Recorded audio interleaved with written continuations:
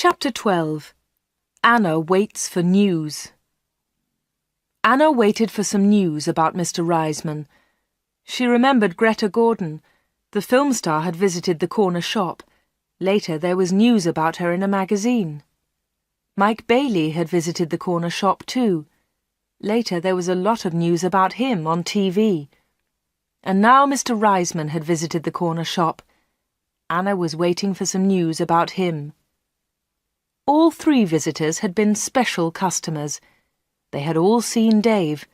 They had all been in the special orders room. And they had all left something with Dave. Greta Gordon had left her diamond rings. Mike Bailey had left his case. Mr. Reisman had left his briefcase.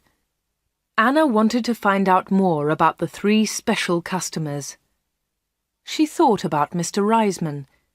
His case had the letters ARICS on it.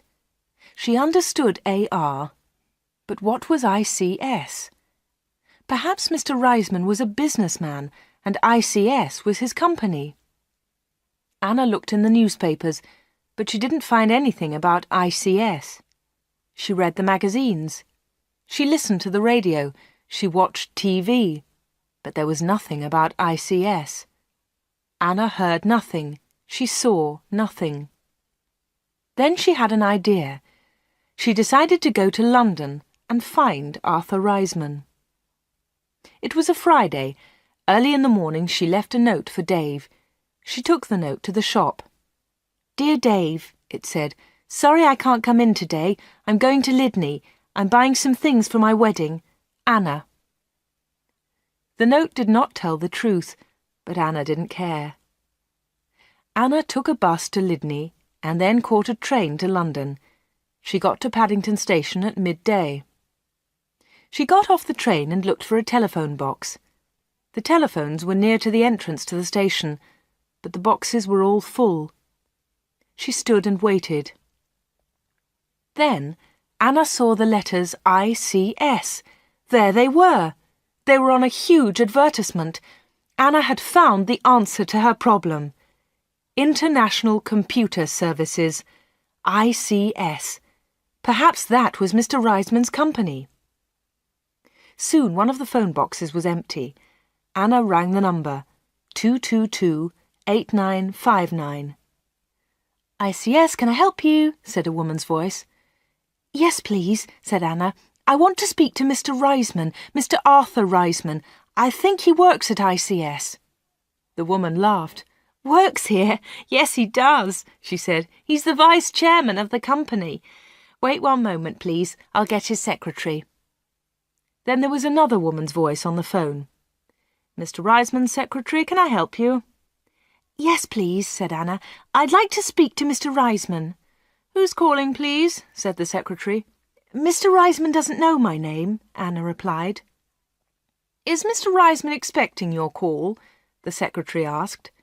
"No, he isn't," said Anna. "I'm afraid he can't speak to you now," said the secretary. "He's at a meeting now, and he's flying to Switzerland in an hour's time." "But I must speak to him for a few minutes," said Anna. The secretary became annoyed. "That's impossible," she said, "but I can take a message." "No, thanks," said Anna. "I'll call again next week. Will Mr. Reisman be back then?" "Yes, he will," replied the secretary. "Goodbye." And she put the phone down. Anna had found Mr. Reisman's company, but she hadn't spoken to him. Anna spent the afternoon in London. She went to see a film, then she had tea in a small cafe near Paddington Station. Her train left London at 6:30.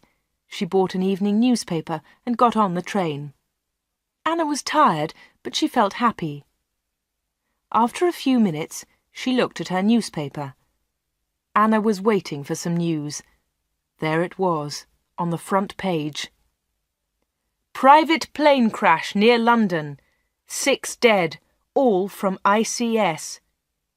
6 people were killed this afternoon in a plane crash at Enfield near London. The plane was flying to Switzerland. The passengers were all from International Computer Services, ICS. Among them was Mr. Alfred Gluck, the chairman of ICS. Mr. Arthur Reisman, Vice Chairman of ICS, told us, "I'm lucky to be alive. I was at a meeting today. The meeting went on for a long time, and I didn't catch the plane." Mr. Reisman will probably be the new chairman of ICS.